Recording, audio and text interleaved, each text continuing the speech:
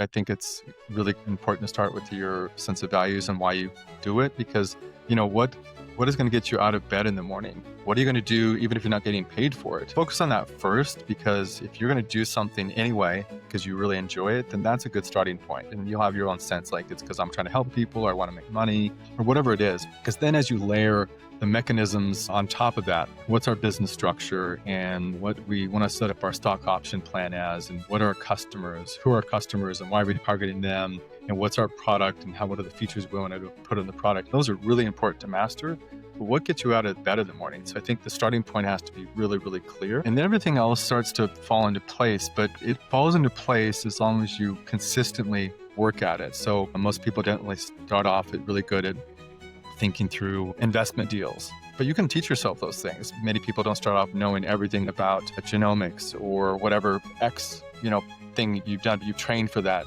As long as you commit to learning, you can teach yourself most of those things. And that's why that value is so important. What actually gets you out of bed in the mornings? Welcome to the Rhett Bendis Podcast, where I bring together a variety of experts in the field of helping you live a happier, healthier, and more fulfilling life. With us today is Dr. Zachary Brooks, co-founder of UGenome and a veteran of 6 successful business startups in the health and wellness space. He's a strategic thinker with a holistic perspective who has some incredible wisdom in helping business leaders balance the needs of their organization with their goals of putting people first. He's an amazing person, and I know you'll enjoy what he has to say. Let's go.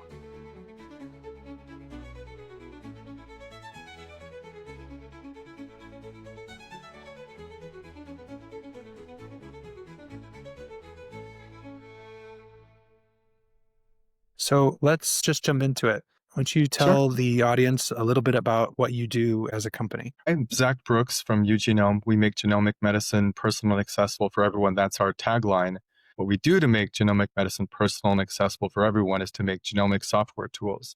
And so we have a set of tools, the most prominent of which for 2025, going into 2026, a little bit different, is what's called a pharmacogenomic extractor, a secondary genomic analysis tool. Those are big words. On a more of a basic level, it's a medication response analysis tools based on your body. Your body is going to respond very particularly to certain medications. Now, oftentimes the doctors and pharmacists get it right. No problem. They're very good at this. They've been doing this for a long time.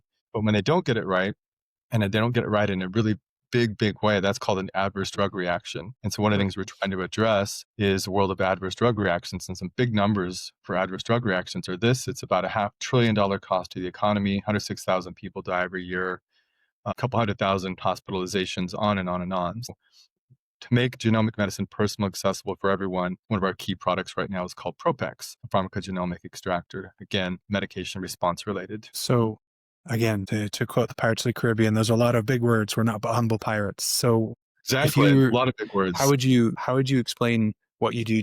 Do you hack the gene? Like, what do you do to prevent those mess ups essentially with medication? Yeah, I think one way to maybe think about it is think about spies who are trying to get encrypted messages and figure out what they are. So you'll get and this has been going on for a long time, since World War II. You get a stream of data in some capacity. Oftentimes that data is protected in some way, but you want to get to the data nonetheless. In this case, the data is still protected. We don't know anyone's personal identification information at all, very intentionally so. But once you get some data, whatever that data looks like, maybe just a giant Excel spreadsheet, and then this 25,000 tab Excel spreadsheet, every single tab has tons and tons of rows and columns of information. But you got a huge Excel spreadsheet. How could you actually use that and make any sense of it? And that's where we come in. We make sense of those giant Excel spreadsheets. Now, this Excel spreadsheet happens to be full of genetic data. That genetic data might be from you. Now, we don't know who you are because the data we use only kind of is a high level. We get identifier from some data set, and then we analyze that data set based on that identifier, and then we send it back to our customers, who then know who that patient is, where that person is. So at a high level, we're analyzing data, and just think about Excel spreadsheets and trying to make sense of all of that and then make that information meaningful. So in essence, this could be used anywhere, but you have chosen to use it for medical information, for genetic information, I assume, and understanding what type of medications are compatible with this person and what are not. Yeah, that's a really nice way to summarize it. Exactly right. Interesting. It's a really interesting field to be operating in, and not just operating, you're actually building a company in order to impact this in a big way. And as you said, make this type of information, this type of technology available and useful to the public. What brought you here? Where did you start? I know this is not your first startup. This is what you do. You build companies from the ground up and take them to market. What brought you Sure. here to medical genetic technology? Gosh, lots of things. So, yeah, I'll kind of talk kind of generally about my career and some personal things that have seemed to brought me all together to where I am at the time. So I worked at 5 startup companies. If I add the nonprofit I started, it's been 6. So one of the early startup companies I worked for was in the Silicon Valley. And one of my titles was cryptographic business operations. And so the world of cryptographic information comes from, again, kind of World War II. We go back to World War II, and Alan Turing, he is the guy who helped crack the Enigma, not crack the Enigma, crack the code. I think he used Enigma. I'm getting my details a little bit wrong. And so you're able to use a series of mathematical systems to crack a code and then understand that code and make sense of it. Now, that technology has been well developed throughout the Cold War up to 1990. And then in the 1990s, some of that information started to be unveiled as the Cold War ended. The United States military started to license some of that technology. And a lot of that technology fueled a lot of the 10 to 15 years of the internet boom throughout the 90s. And so I happened to work at the company that had 99% market share for this type of technology, and that was called VeriSign. So that was my first introduction to technology. The really important thing about technology, no matter which era we're in, I mean, you talk to people from, or read books in the 20s or 50s or 60s, like every era has a rush of technology. The most important thing about this technology in the end, though, is how it works for the average day-to-day person. Like, why is this good for me? It doesn't make sense to me. And back in the day, like people didn't understand the internet at all. Like, what is this? A modem? I don't understand a modem, and so forth. So it's really important to always think about the technology in context of how you communicate that to other people who are not yet aware of that technology. So I worked now 2 Silicon Valley startup companies. And then my life had a different turn. I was a actor in Hollywood, so I have 10 credits on IMDb. Horrible, horrible movies, mostly just I see B level, and that might be giving it too much credit because they're truly movies that are forgettable. I'm not sure if they're anywhere on the internet to find. But what was good about the acting is that I was able to teach myself a lot about how to get in front of people and not worry too much. Now, this takes a long time to go in front of people and be rejected all the time because they don't like how you look, for example. That's real rejection. Fast forward, when you're in a company, they don't like your product. Like, well, okay, no big deal. Fine, I'll talk to you next week anyway. So I think the Hollywood training is really good training to be in a startup. And then I did my PhD and so forth, and I can talk about that a little bit. But PhD was mostly in decision sciences. This is at University of Arizona. And during that time, I served as the graduate student body president. And what I was really upset about at the time, being the advocate for graduate students, is that many graduate students would never get a job as a professor, even though that was their goal.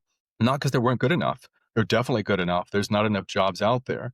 So I was just trying to figure out, okay, what do you do? And so I had some startup experience. I thought, well, let's find more money, and we ended up raising it about $250,000 for graduate students to get opportunities so they can get money themselves, develop some technology. Maybe that could be intellectual property that they could then start a company with. And so through all of that effort, then I've been involved now with 3 companies, life science companies from the University of Arizona. All of this has been very organic. It's just from one thing to the next. I mean, I think the thing that drives me is that I've had 2 organ transplants in my life. And so the company that I'm working at now, UGenome, we deal with 2 different things. One is rare diseases, well, lots of different things. Of the things we deal with, I've been affected directly myself. One is a rare disease that caused the first kidney transplant, and the second kidney transplant was caused by an adverse drug reaction to medication. So, when I talk about these things, I very much have a person in mind, maybe me, maybe not maybe someone I saw in a hospital setting, and their family and everyone else who's impacted by healthcare and so forth. When we say something like, we make genomic medicine personal and accessible for everyone, I'm very much driven by my direct experiences to make this possible for people and help the next generation of people live better. So oftentimes I think about people in the 20th century who are waking up at 4 a.m. to go into a lab to ensure the lab samples were in order and so forth, or going to stay up super late. People I've never known, that there was probably at least 10,000 people who are directly responsible for me being able to live longer in my life because of the kidney transplants and all the medications and so forth. So I want to be the same person for someone living in 2070, for example. So a lot of things drive me when it comes to UGenome. So Ed, you That mentioned was a as it lot. is no worries. It's what you talked about with the rare diseases and the adverse drug reactions. I didn't know that. Uh-huh. It's definitely not just a company for you. This is something. It's a way of helping people who are in your position. Yeah, I mean, to me, I feel like, yeah, that, certainly it's that. I mean, I feel like we're humans alive at this point in time, and this is my time to be in the parade and hold up the sign and flag and do my best to help the next generations of humans live a little bit better. And that's what we're here, because you know, some of the best of humanity that has ever existed, especially in the world of biotech and medical sciences and so forth. And I want to be some of the best of that for the moment, thinking about 40 or 50 years from now. So to me, it's just part of being a part of the human parade. You mentioned something earlier that I wanted to circle back to. You talked about how technology, the question that should always be in place is the understanding that the technology, how do you translate that to the everyday person? How do you take what you have built, which may be very niche and maybe very cutting edge, but then how do you take that and have a mind towards making that accessible to everyone? And I think that is observable everywhere, that trend. I think that actually is one thing that happens where people, I call them like front runners, and there are front runners in every industry who really kind of take it to the next level. And they're the people that everyone else holds up as these are the pinnacle people. They're at the top. But then after that person reaches a certain level where they have kind of paved the way, that Hmm. pyramid gets flattened. And then that the thing that they introduce to the world gets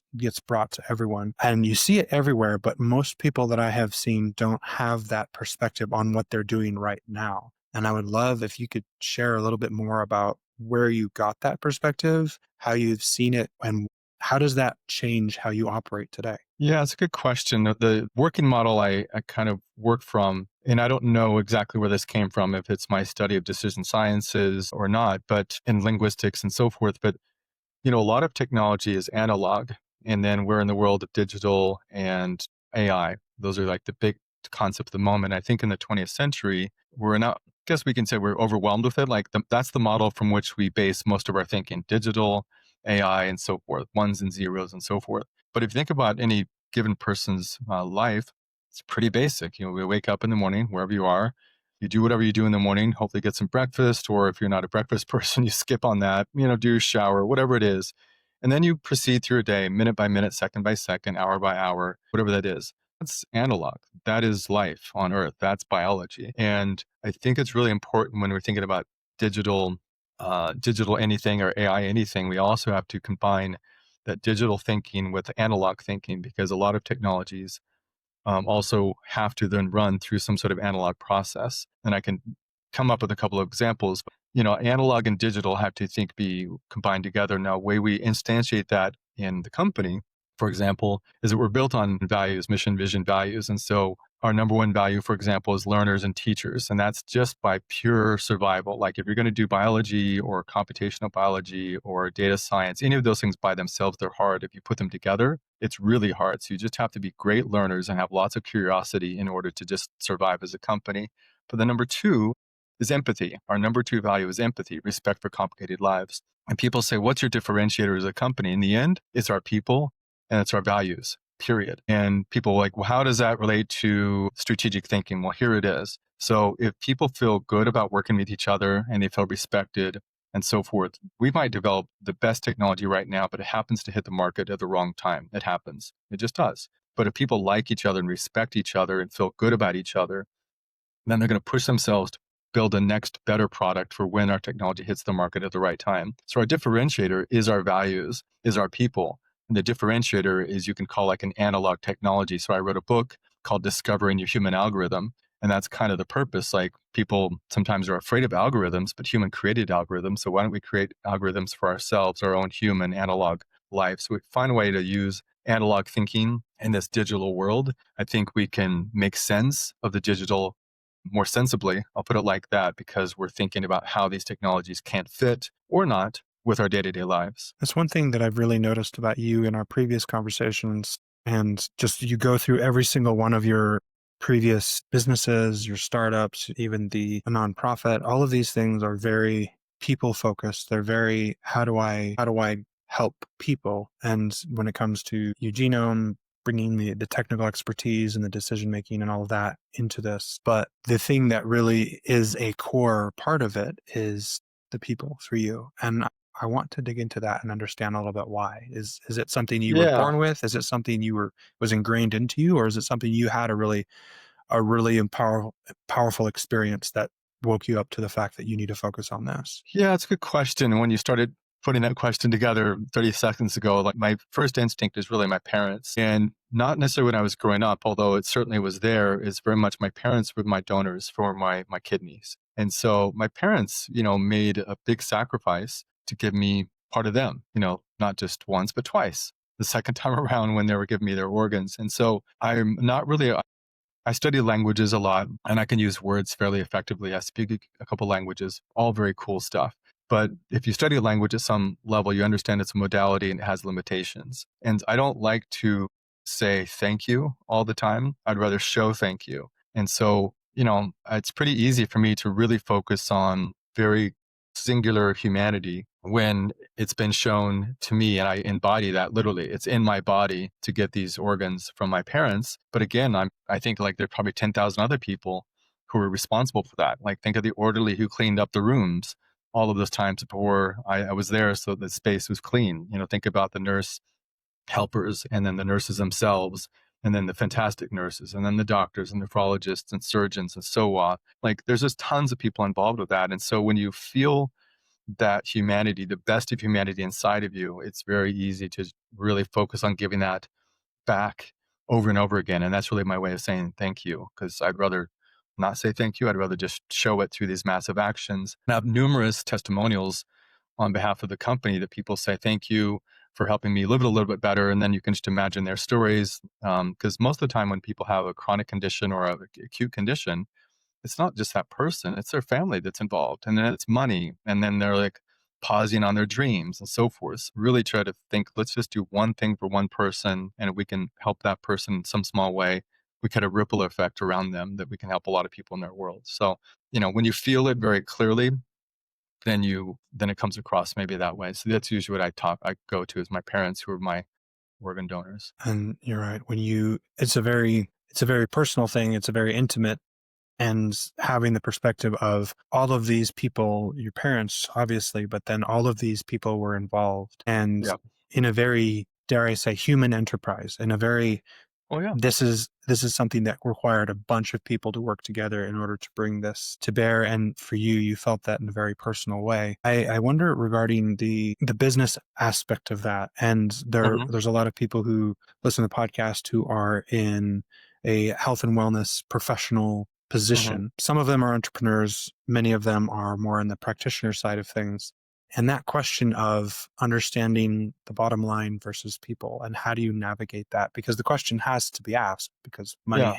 money needs to be made, but people need to be taken care of. And how do you walk that line? This is something that you have very specific experience with because of all these different startups you've done. You're not Hmm. just a practitioner, you're an entrepreneur in this space. So how do Yeah. you walk that line? And do you have any examples of maybe where you've been challenged to understand how you're going to walk that line in the future? Yeah, that's a fantastic question. And I'll give you my thinking. I'm not sure it's my best thinking at the moment, but I think it's maybe the starting point I would say is that the answer is in the question. So just by asking yourself that question, you're going to push yourself to make new and creative solutions on how to combine bottom line work with the implications for that work, better things for society.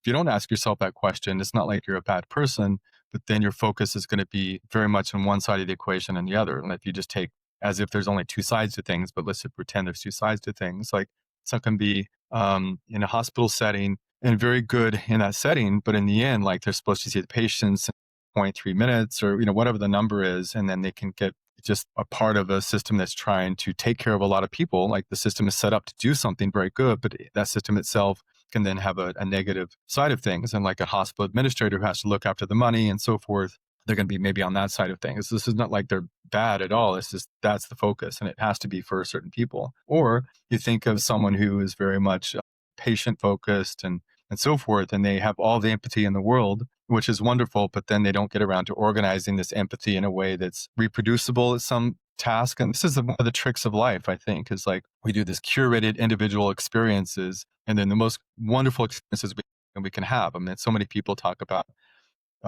people because of who they can with and so forth. So that's a big part of life, those curated individual experiences. But if we have a curated individual experience that works, then it's very natural to want to replicate that. But if you don't have any organizational sense of that, then you're going to just have these two sides of things as if you have only two sides. And they're going to naturally have some conflicts and so forth. And that's sort of the magic in the question. The question is like, how do we put together business thinking, making money with something that's meaningful and impactful for these humans? I think so. That's part number one, is the answer is in the question.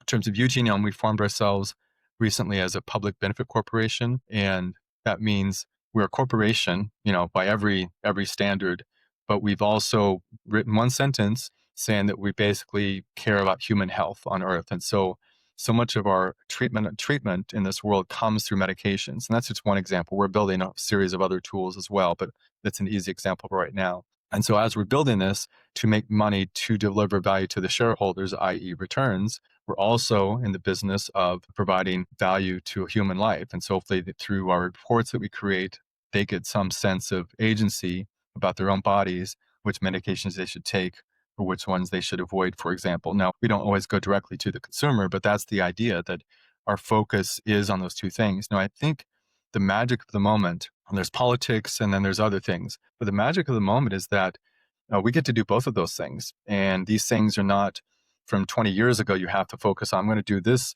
particular type of medication, a medical business with billing codes from Medicare just to make money, or we're going to do this part of it, not make as much money, but have more meaningful impact for people. I think the moment is that you can do both with genomic medicine, with whole genome sequencing, with all this fantastic work that's been done in alternative medicine for a long time that's starting to, I think, be better received and accepted by, regular medical establishments. So I think the moment is we're really lucky to, as a team, we're really lucky to be in this moment to do both at the same time.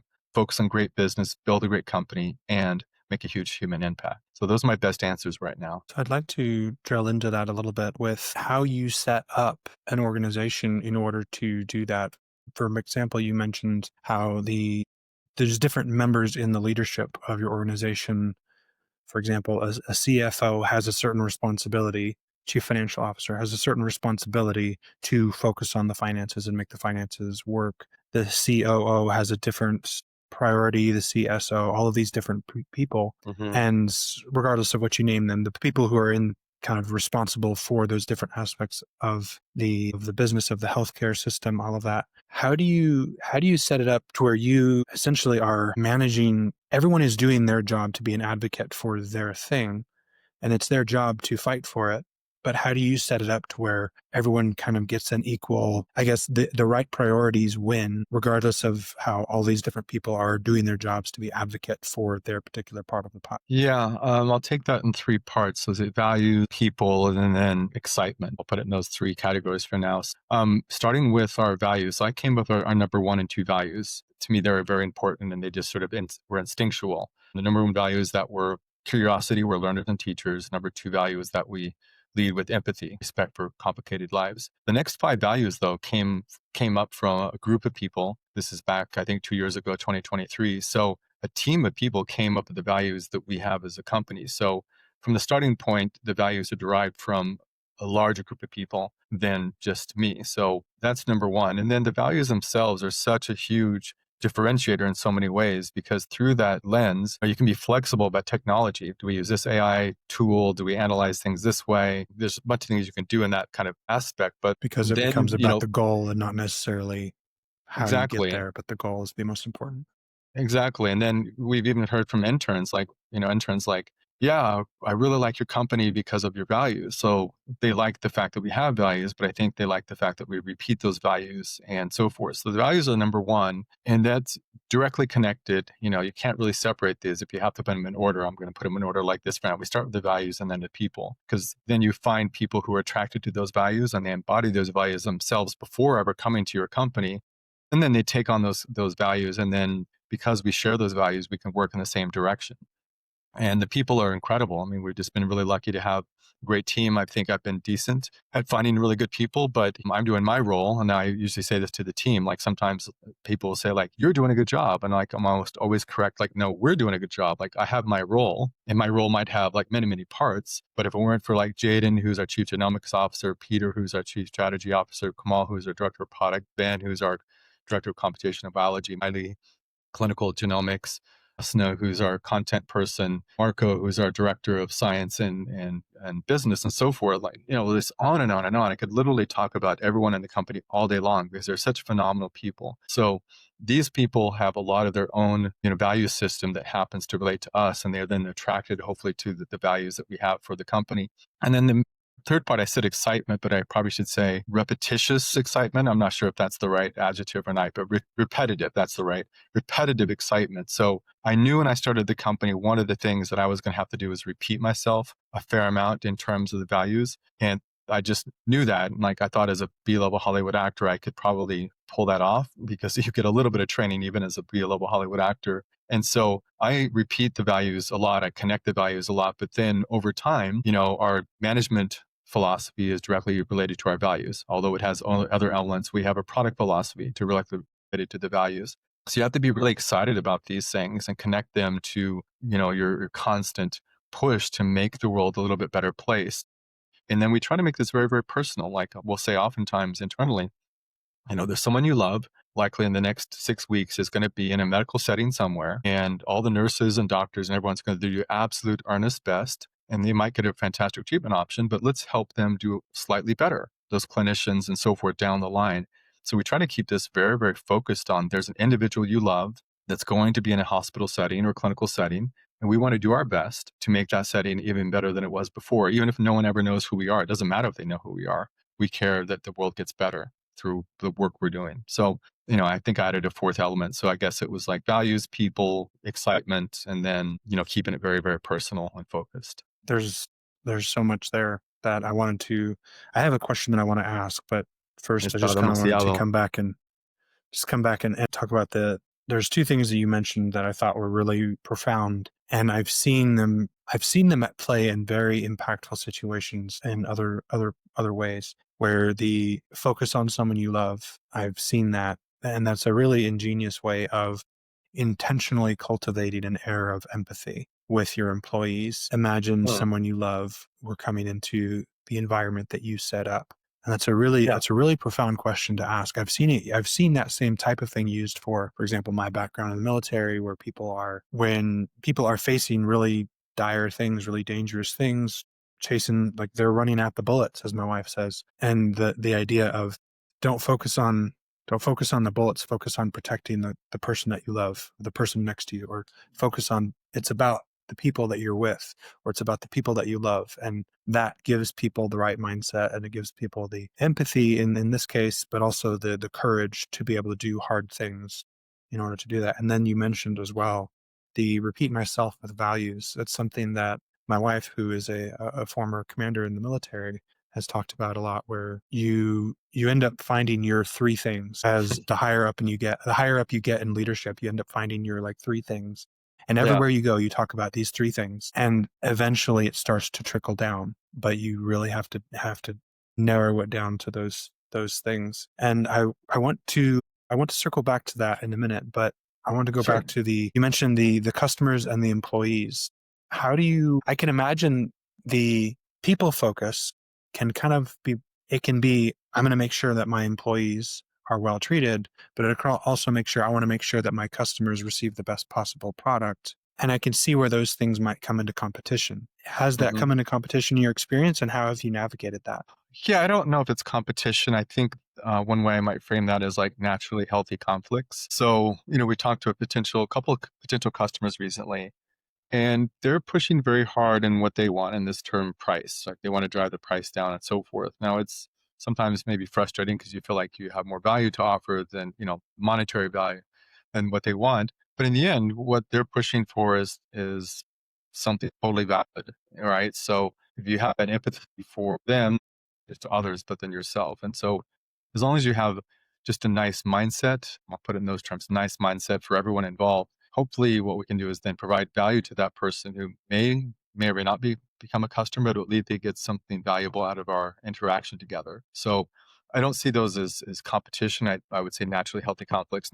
Of course, if you're doing business or life or nonprofits or anything you do in life, you'll come across people who have interests that are very different than yours and in conflict of yours and ways that you're not going to be able to work with them in the future. But I think we try to start off with like most people are good to work with, and then through time you find people who are not good to work with, and you wish them well because it's not good for you to not wish them well, but you also don't want to work with them again. And that's okay.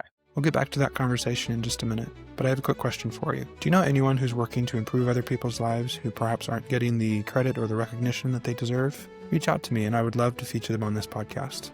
Thanks. If you've been enjoying this podcast, you might be interested in some other resources we've been developing.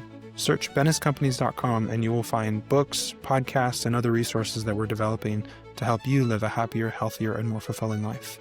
Back to it. So bringing this all around into the applicability for people who perhaps they're an up-and-coming chiropractor, or they are starting their own care practice, or they're an innovator and they're building a product that helps people in the health and wellness sphere.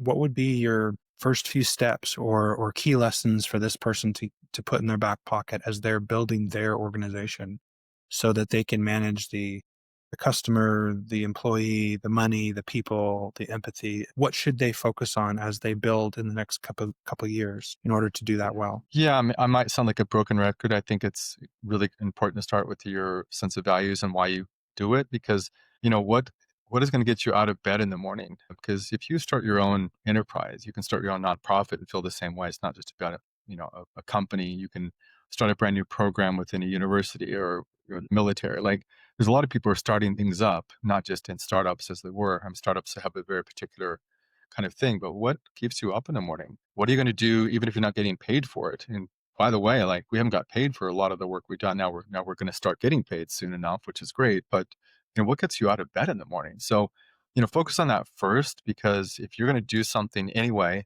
because you really enjoy it, then that's a good starting point. And you'll have your own sense, like it's because I'm trying to help people or I want to make money or whatever it is. People want to make money to support their families. Like those are really noble things as well. Like it doesn't have to be, the things I've shared. Like you really start with that, because then as you layer the mechanisms on top of that, what's our business structure and what we want to set up our stock option plan as, and what are our customers, who are our customers and why are we targeting them, and what's our product and what are the features we want to put in the product. It all comes back to some, like, when you can get into the details of that, and those are really important to master. But what gets you out of bed in the morning? So I think the starting point has to be really, really clear. Now, I'm not going to pretend like the starting point is always clear, but that's part of the joy, is like every day you figured out the clarity for yourself. Like, okay, I'm not sure if that was actually what I really wanted to do and believe in. So it has to be a clear starting point, but it didn't have to be the clear starting point, if that makes sense. Yeah, I think, for any practitioners, like start with something you really deeply believe in and know why you're doing it. Know your why. Yeah, I think Simon Sinek says something like that. And then everything else starts to fall into place, but it falls into place as long as you consistently work at it. So most people don't really start off really good at thinking through investment deals, but you can teach yourself those things. Many people don't start off knowing everything about genomics or whatever thing you've done, but you've trained for that. And so long as you commit to learning, you can teach yourself most of those things. And that's why that value is so important. What actually gets you out of bed in the mornings?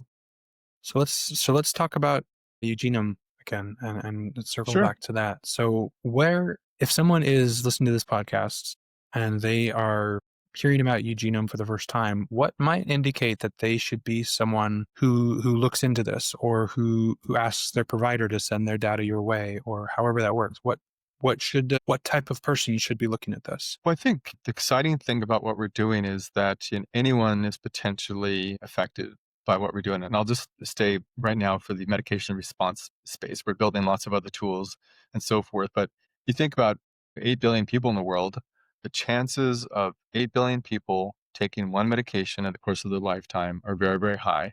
And therefore, the chances of taking that medication and having it go slightly wrong or really wrong are also really, really high. So I think we're kind of naturally in a very impactful space. And from the average person, whatever average is, I don't know that anymore, but a person who doesn't really know this space but kind of wants to learn more, we have a whole series of about 50 articles on pharmacogenomics plus. So pharmacogenomics plus maternity health, pharmacogenomics plus women's health, pharmacogenomics in kidney, pharmacogenomics in cancer. We've written those in a way for the average, again, I'm using that word, it's wrong, but let's say a freshman in college, so a person who wants to teach themselves new things that they don't necessarily know about, but they certainly want to have some knowledge to then use that information in their own daily lives. So we call that UGenome Emerging Trends series, and I can share that link later. So that would be a nice way to just learn more about what we're up to and maybe just teach yourself some things and teach yourself some things so you can participate directly in the world of personalized medicine. Because when we say personalized medicine, it really means personalized medicine. You need to jump in yourself and educate yourself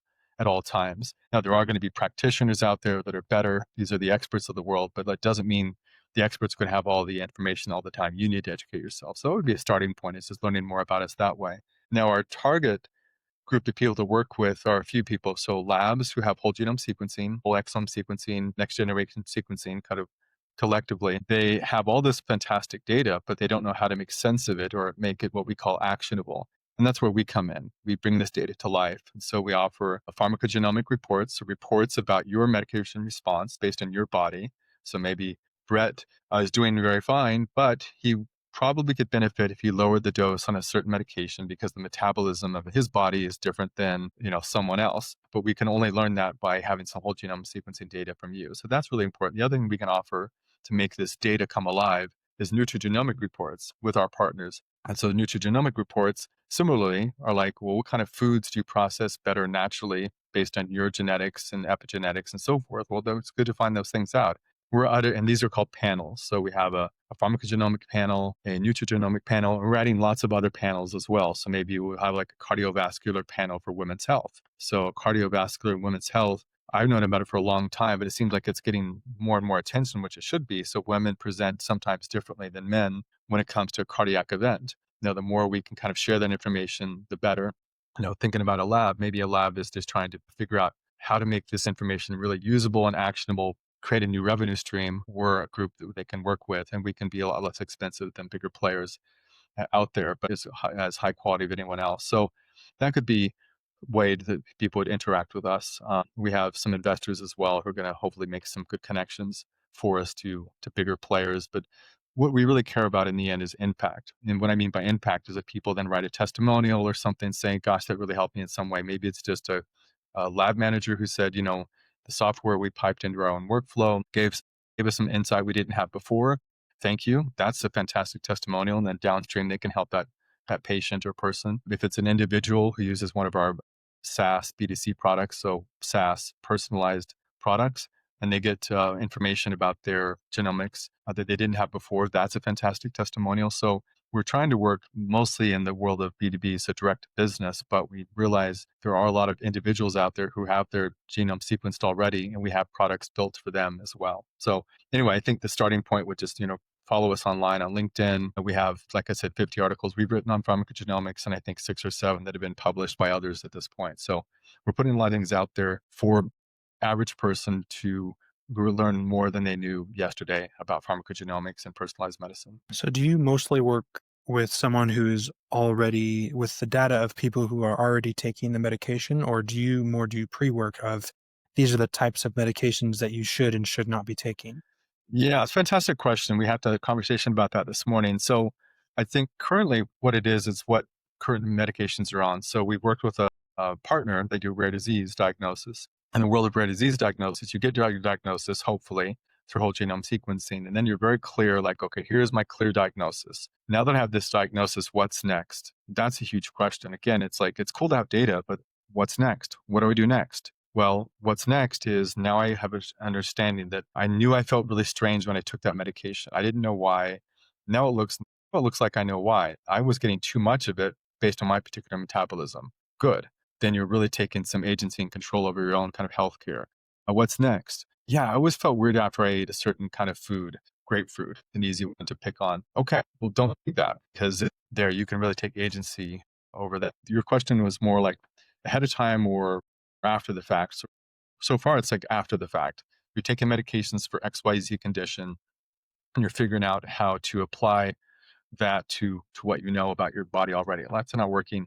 But the really exciting thing, and I think this is where personalized medicine is heading, and I'm not saying anything brand new, is that what if, and we're exploring this, what if you can figure out ahead of time when you design a medication based on a population and understanding their variability, that medication from the outset should be designed for a different population. And then you have a whole class of medications designed for someone ahead of time. So then if they need the medication, it's going to work for their body, hopefully with very little adverse event and so forth. So we're also trying to work in the world of drug development, clinical research organizations and so forth to what's called stratify a patient population. So you could say we're pretty sure this population is going to be maybe susceptible. So maybe if you don't exclude them from a clinical trial, you're aware that people like this maybe shouldn't take this medication or should take it at different dosing. So you're at the outset, you're doing a lot better drug design. So we're trying to participate in that space directly, and we're doing quite a bit of work strategically. It's sort of a 6-month project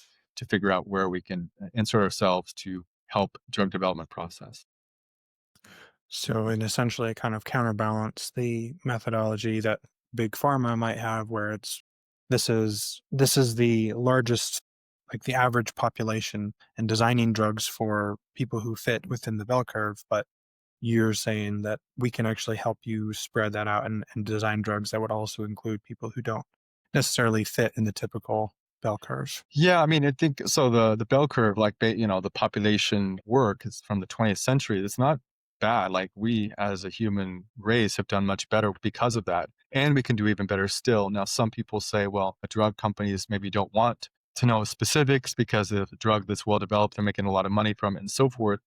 And that might be the case, but I think there's just a push around the world that people want more personalized medications for them. And I think that, large corporations, of course, they're going to be slower because they have to be, because they're considering lots and lots of things. But ultimately, a company that's in business is going to also work to track the population of the moment and their needs. And if the needs are pushing towards a more personalized healthcare through medications or not, I think they're probably going to move in that direction. I think that's a big open question.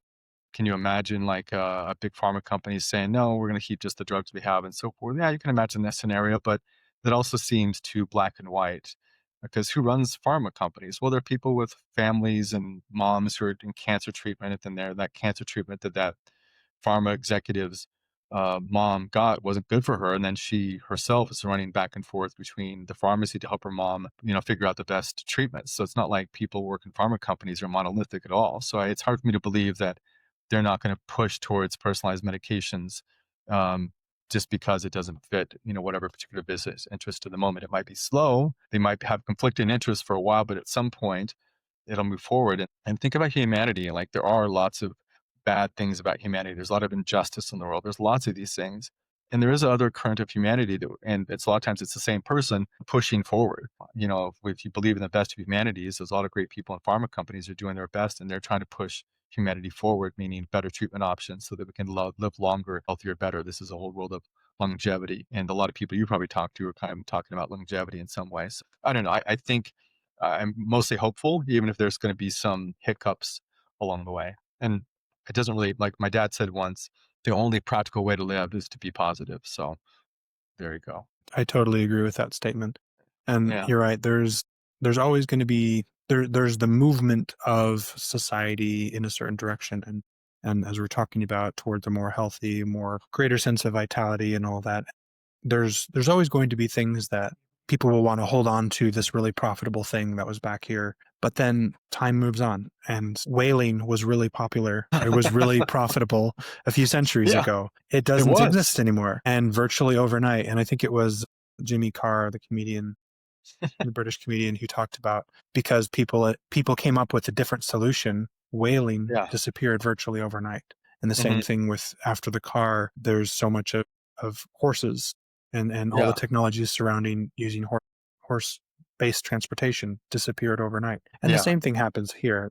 And you need to be able to develop a better solution, a feasible solution, and one that is a better end result. And then things will shift.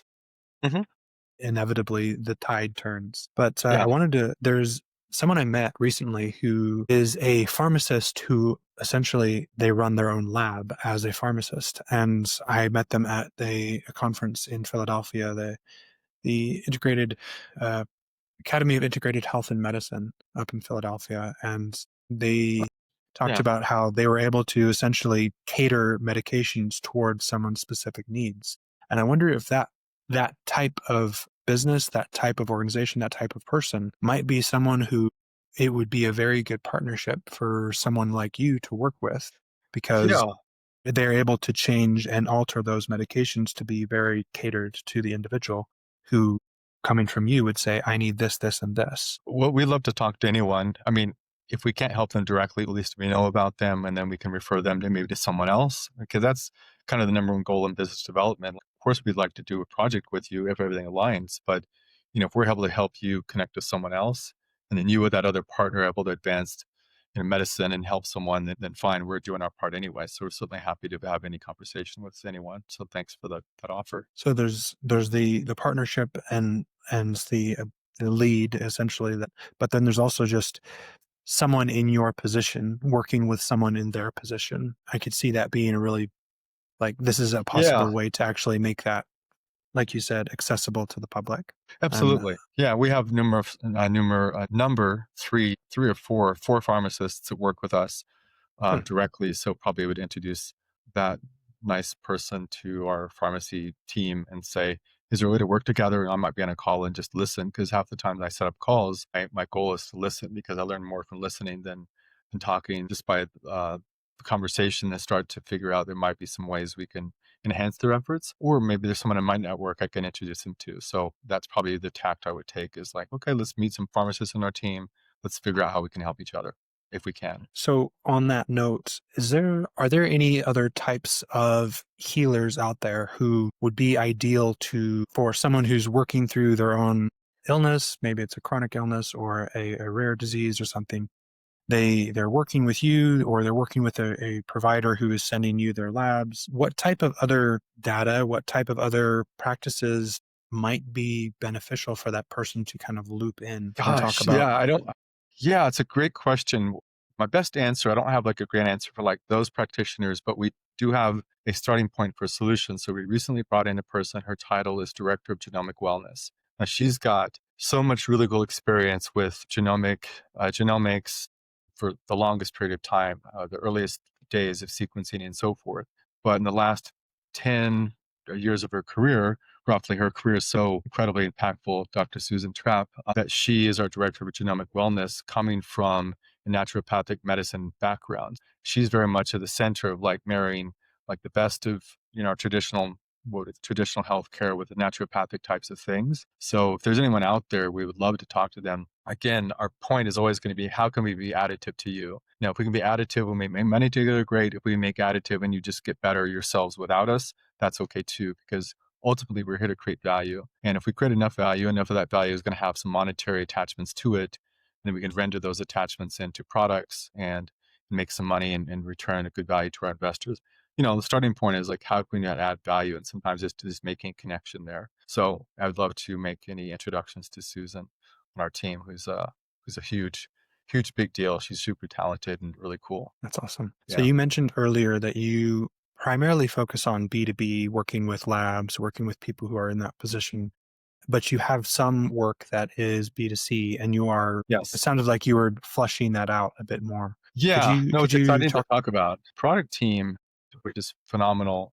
They have a brand new B2C, so business to consumer SaaS product. So SaaS is software as a service. And so the basic idea, someone can maybe upload a file that they have, maybe got something back in the day from 23andMe, and then they can upload it to us, and then we can process that information, give them back a readout that's sensible to them. Like, oh, okay, here's some medication information, here's some nutrigenomic information. Very cool. And so we're building those. They're very expensive. So maybe $50, $10, something like that. But those products are designed to help lots of people very, very quickly who already have some information. So we're in the process of rolling those out. We have our first couple of customers. We're working through the kinks on that. And then we're going to get some testimonials from that, because the early returns have been very, very good. Like, thank you. I didn't realize these things before. In one case, a person said, well, I realized this about myself, and then I realized this about my mother, and my mother maybe should be doing some different things in her current health status. So the BDC things are very exciting. This is where we really make our tagline come to life, and our vision statement is to make genomic medicine personal and accessible for everyone. So in this case, we made it personal for that person, accessible for her, and then accessible for her mother as well. So just by providing her a little bit of information on the report she already had, which didn't have any lot of meaningful information, she was able to take more agency and take steps forward. And then she can advocate more effectively for her mom. So yeah, we have some BDC products we're rolling out. Definitely 2026.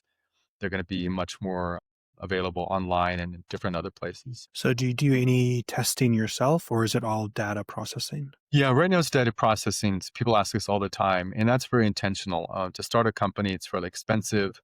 We've looked into creating like a CLIA certified lab. That's at least $2 million, if not more. And so that's not really a starting point for us. We're not financially set up to start a company like that. And then the other thing is that with the software, data, AI approach, and so forth, we can do lots of effective things from a data analyst perspective very, very quickly, generate some income from that. And as the market changes and as there's more standards kind of around some of these things, we can have some income to put towards different horizontals and different verticals as the market expands. And so I think what's going to happen is that, and should naturally, there's going to be more, in the next 5 years around the world. The EU might lead, the United States might lead, who knows? There's going to be some more regulation around this. There's lots of it already, but more sort of clearer regulation around this. And that's not a bad thing as long as that's not too cumbersome. If governments can set some standards on which then companies can then work and then do really, really good work. And so data analysis for a person and their healthcare, either that clinician that the person works with or the person themselves. So, I think as long as for us as we're doing really good work now, even if it's sort of research use only that maybe some people want to use in different ways, cool. As long as we're adding value and earning revenue for us and our investors, we're going to have new opportunities to talk to other groups who maybe are interested in us in a very direct way, or we can just build our own business out and be impactful in different ways. Again, either horizontally or vertically. But I think going into 2026 can be very much a vertical focus for the company. So are there any specific labs that you work with, or does someone just go to their, like, find a lab and Yeah. get the data and then they can send it to you? Yeah, I probably won't mention any right now, but there's a pretty important lab,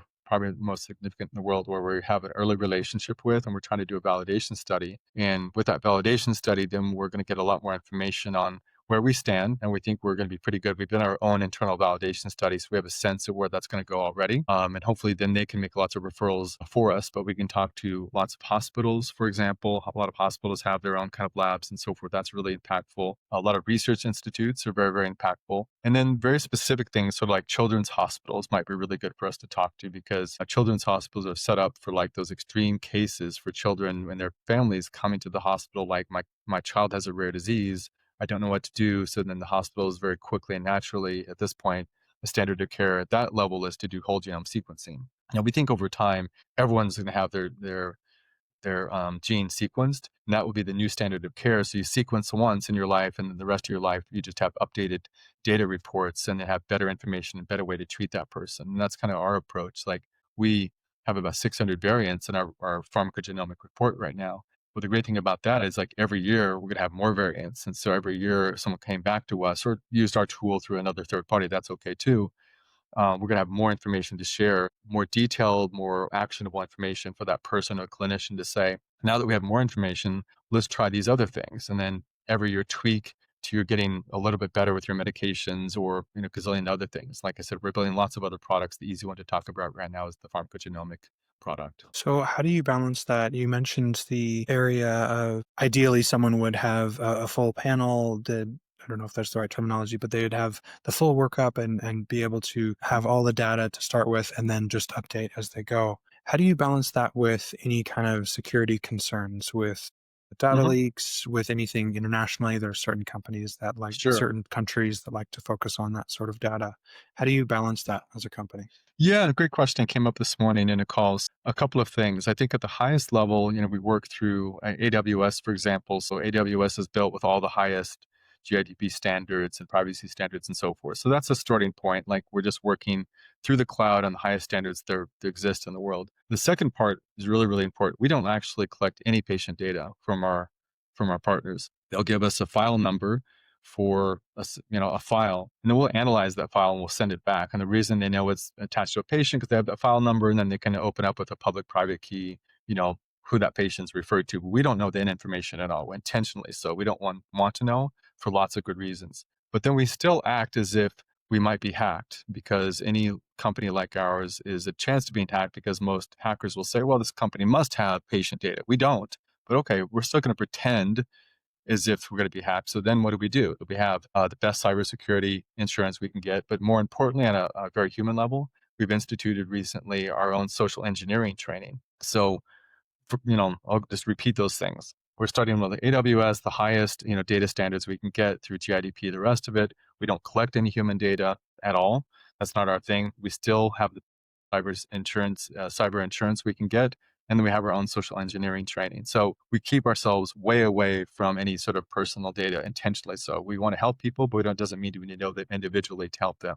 We're going to pass that information on to the person who has, better privacy and data to do those things. Let's say a researcher or a clinician. And for those who don't know, social engineering being someone who might be calling, trying to get data from Yeah. you, that sort of thing. Thanks for exactly.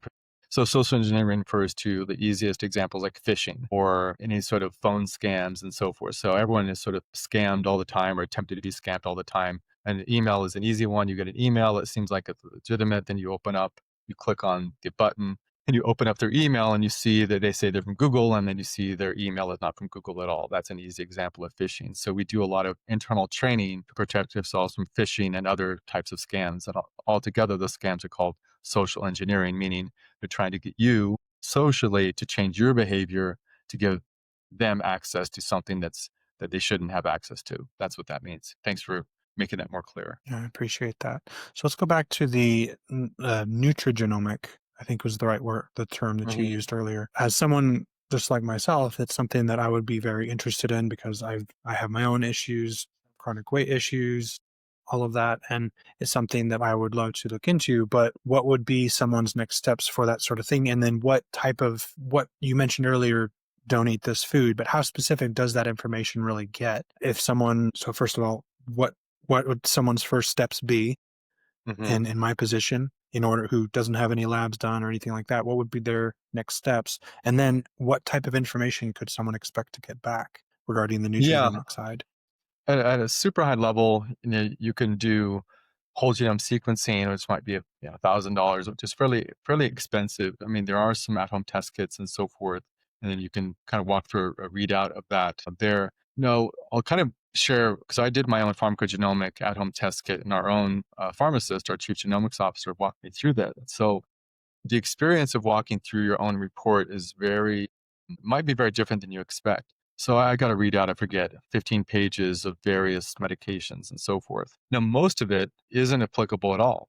You're a normal metabolizer for most of the medications, meaning if you ever have a condition, that the key word there is if you ever have some condition and you need to be prescribed a medication, the guidelines available right now are totally fine, right? So 85% or something like that are totally fine right now. Now, it's the rest of the things that are actually the more interesting things. So in my case, there was some sort of movement or a movement condition, like should in the future I be diagnosed with some sort of movement thing, there's a certain medication I definitely cannot take, but there's another medication I could take that's totally fine for me. So when the world comes to like nutrigenomics or pharmacogenomics, we're talking about slight changes in behavior from the person's level.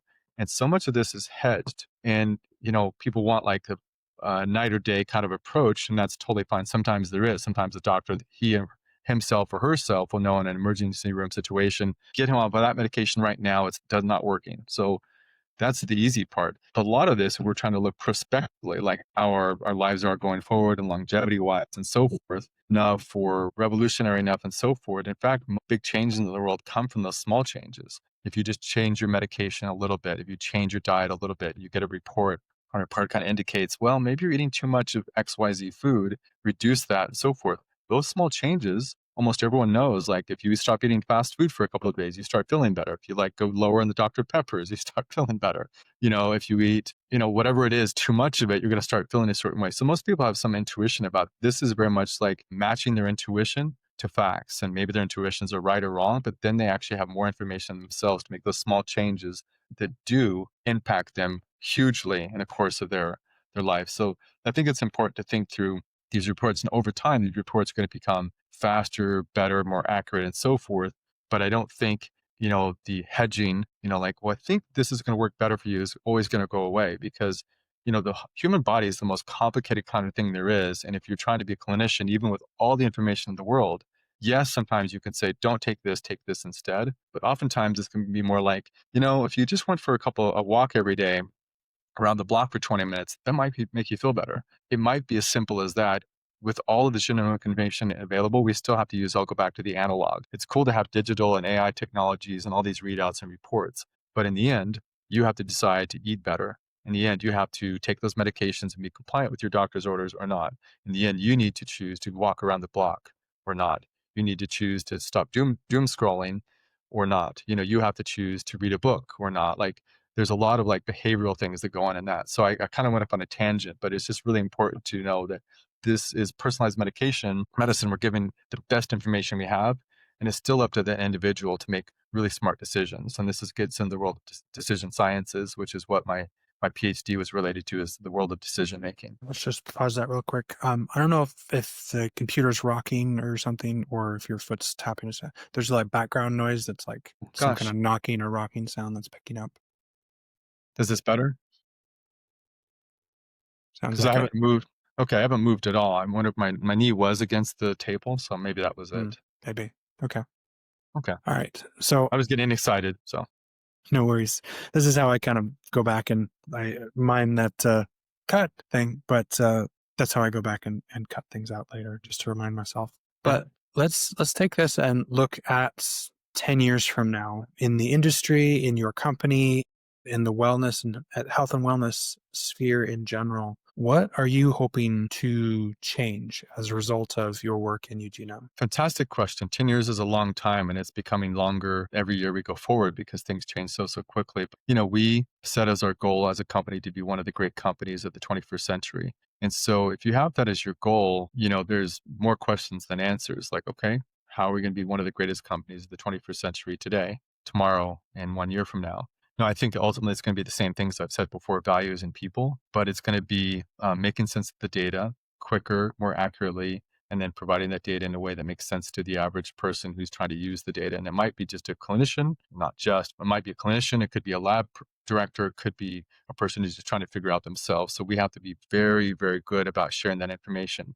We have some goals. It was just to have lots and lots of intellectual property by the end of the decade, let's say 15 or so pieces. Maybe we sell off 5 of those pieces as an asset sale. We use some of that money and then to focus on a different part of the company wherever the market's going at the time. So those are some thoughts we have about the company. But in terms of what we're trying to achieve, let's say if the population who knows what their medication sensibilities are right now is 5%, that's probably too high, goes up to 35%, that would be a huge thing. If we're a small part of that in some way, that would be fantastic. But this is just, the first product we're building. We have, 2 years of other products we're already kind of thinking about down the line. So I'll give you a kind of a sample. So we're building multi-omics tools and transcriptomics and epigenomics. Those are super fascinating. We have some other things in mind for that particular platform called Seek for Life. We're also thinking about digital twin technology. And we're also trying to combine digital twin technology with quantum computing as well.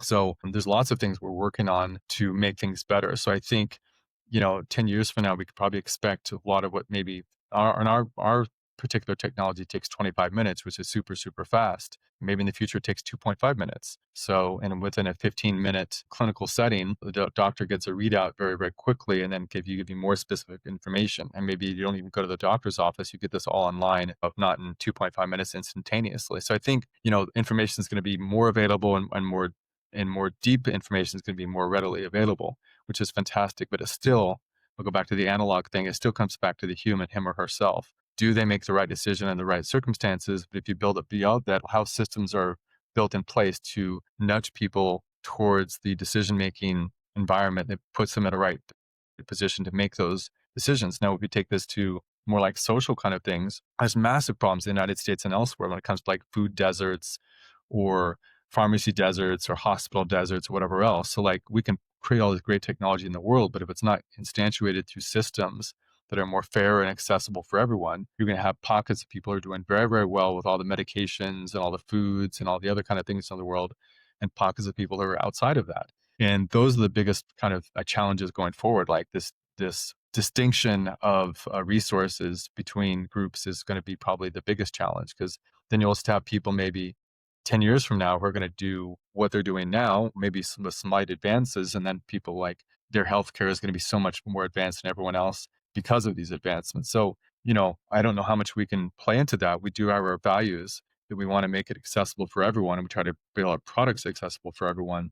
But, if we think more broadly, which social economic systems are in place to make these things more available to everyone? I think that's a bigger question. We can do our part, and we will. But I think those are the bigger questions for 10 years from now. And those are really hard to answer. I mean, a futurist, some person in Palo Alto might have a better response than I do. If you can find him or her to talk about the future and the future of medicine, they might have a better response for that. But, that's my take. Essentially, breaking down the barriers to longevity is one of the main goals that you have. Longevity and avoiding, obviously, the disasters, but also just how do you optimize your life, your diet, your medications, all of that for your specific genome. And Yeah. essentially, how do you break down the barriers to health so that it's available for everyone? Yeah, and I think, the other things here, though, and this is really important. Like, there's a lot of systematic stuff, super, super important. But at the individual level, I think the research out of like, behavioral science and behavioral decision making, those are really important. So one example you might have heard of before. So when you go into a pharmacy and you go down an aisle, like what's eye line? Well, eye line might be like chocolates and candies. And whatever is the eye line is the thing you're likely to grab. Now, below might be something slightly healthier, but not everyone wants to bend or even look down. But what if you were to put the things that are healthier up above?